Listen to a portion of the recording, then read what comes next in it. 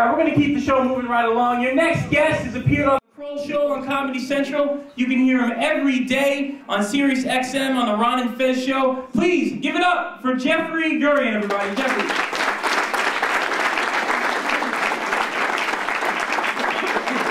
Mike Stroy, everybody. Keep it going for Mike Stroy. Come on, let him hear it. Yeah, you guys are great. As a matter of fact, give yourselves a hand for coming out tonight. Come on. Because the truth is that you're the most important people here. We tried this once without an audience. It fucking sucked. The worst. Anyway, you can probably tell just by looking at me, I fit in wherever I go. I just kind of blend into every crowd, especially a young, hip crowd like this one. Some of you look doubtful. And I know why. I know what you're thinking. You're thinking if Phil Spector fucked Elton John.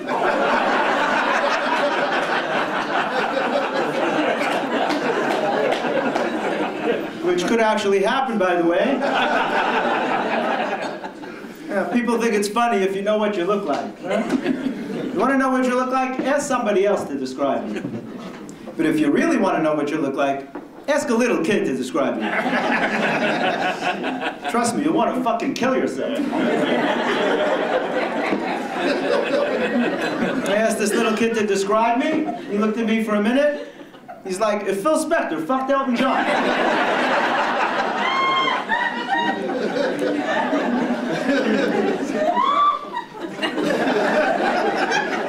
I was shocked. Even more than her. I was shocked.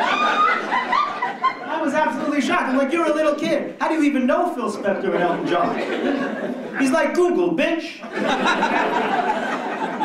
Then he took it one step further. He said, you look like you wandered away from a rock concert in 1968 during a particularly intense acid trip. I was like, that's amazing, kid. You're only 1 year off. It was 1969. It was during the Woodstock Festival. How could you possibly have known that? And he didn't answer me. And that's when I realized that I just made him up for the purpose of that joke. But I'll tell you one thing, I went into a store recently and I paid for something. I gave the woman my credit card and she looked right at me, right in my face, and she said, "Thank you, ma'am." And I looked behind me hoping that there was a woman there, but there wasn't. Now, truth be told, that's happened to me before, but only from the back. Because I'm pretty sure from the back, I'm pretty sure I look like a lesbian.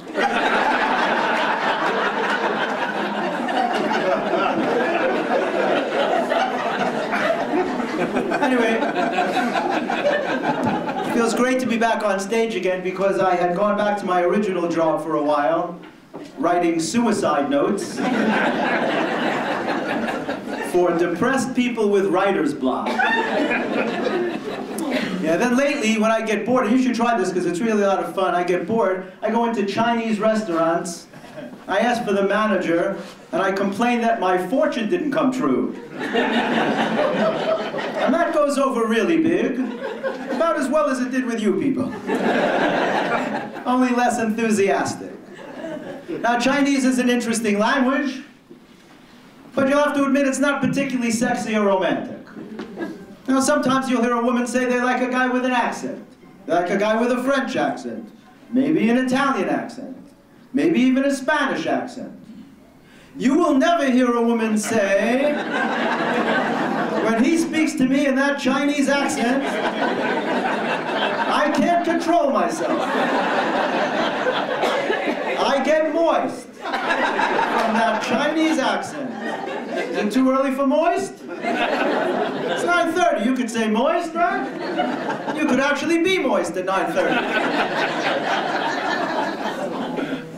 Yeah, speaking of sex, I read in the paper today that sex makes you smart. And the more you think about sex, the smarter you get.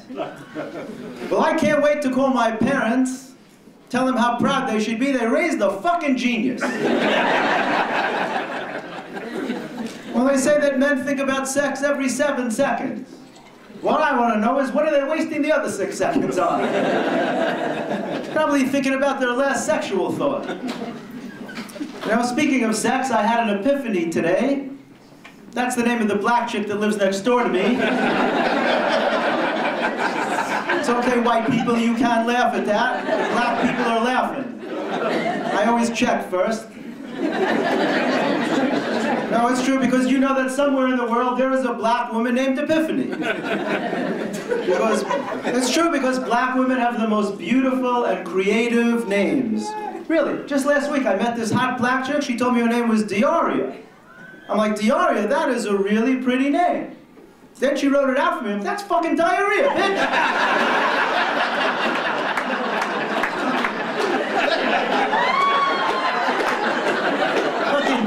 It even has the H in it. You better go home and sue your family. Diarrhea? What's your sister's name? Toiletta? You gotta have some responsibility when you name your kids. Fucking Diarrhea. It's confusing, right? A lot of things, though, are confusing to me. Like, don't you hate it when you wake up in the morning and you're really in the mood to vote and there's no election? What do you do in a case like that? How do you take away that urge to cast a ballot? You know, very confusing. And you know what else is confusing to me? You know that night when you're supposed to turn your clocks ahead an hour at 2 a.m.? When are you supposed to meet somebody at 2 a.m.? What time do you show up? At 1:59, you're still a minute early. 1 minute later, you're an hour late. You can't do it. It's not possible to do it. You know what else confuses me? The fact that people don't seem to care about certain parts of their body. It's true. For instance, people don't seem to care about their arms. That would explain the bulletproof vest. Because if I was a cop, I'd be like, don't you have something with sleeves? Bulletproof pants, maybe? I don't know. Because I've never been shot, but I don't think there's any part of the body that takes a bullet particularly well. So we got people here from all over the place, right? We got people from all over, and you know, I don't care where you're from, all people are the same. We share similar traits in common. For instance, people tend to exaggerate. Now think about it. How many times have you gotten that call from a friend who tells you he was almost killed, but he wasn't even hurt? Almost killed. He has the balls to say he was almost killed, doesn't have a scratch on it. And they all have some weird story to go with it, but it all ends the same way. And 1 more inch, and I would have been killed. And I'm like, what the fuck are you exaggerating for? If you're gonna tell somebody you're almost killed, at least have the decency to be severely injured. Or else it diminishes the severity of the story, right? It's like saying I almost had sex with this chick last night. Really? How far'd you get? Well, I called her and she wasn't home. But if she had been home, I would have totally nailed her. Which is an incredibly romantic expression, used mostly around Valentine's Day. And it had to be created by a guy. And you know how I know that? It had to be created by a guy, because only a guy would be fucked up enough to compare the act of having sex with a woman to hammering a nail into a piece of wood. Because you will never hear 2 women use that expression. You will never hear one girl say to another, "How was your date last night?" "Great." "Did he nail you?" You will never hear that. And if you do hear that, change who you're hanging out with, because it's a bad crowd.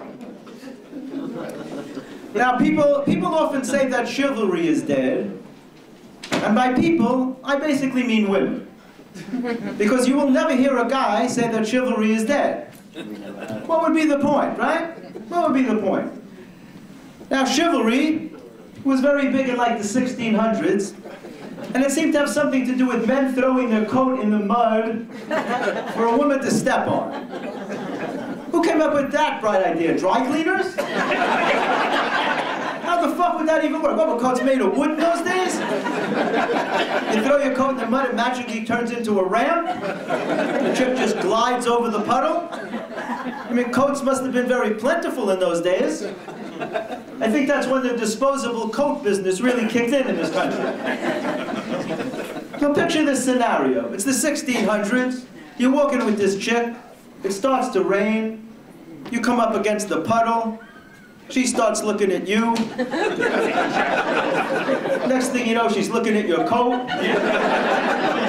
Okay, I just got this coat. It's a brand new fucking coat. It's the 1600s. We're poor as shit. I'm gonna throw this coat in the mud? It took me 10 years to save up for this coat. I got a better idea. Why don't I keep the coat? You walk around the fucking puddle. You selfish bitch. I gotta throw a perfectly good coat in the mud to show some chick I'm polite? Throwing your coat in the mud doesn't mean you're polite. It means you're a fucking moron that has no respect for his clothing. But what if you do throw it in the mud? Then what do? Just leave it there? Play it off like you don't care? Oh, that old coat? I got millions of coats. Coats mean nothing to me. Yeah, what if you were dating a few girls and it was a bad winter? Where are you supposed to get all those coats from? What if you're dating a girl and she knows you have a clean coat, you show up at the house one night, your coat's filthy? She's like, you fuck, have you been cheating on me? Because no guy throws his coat in the mud for another guy. Unless you're gay. And nobody was gay in those days. That didn't kick in till recently. Anyway, you guys have been wonderful. I'm Jeffrey Gurian. Thank you so much. Thank you. Nice joy, everybody.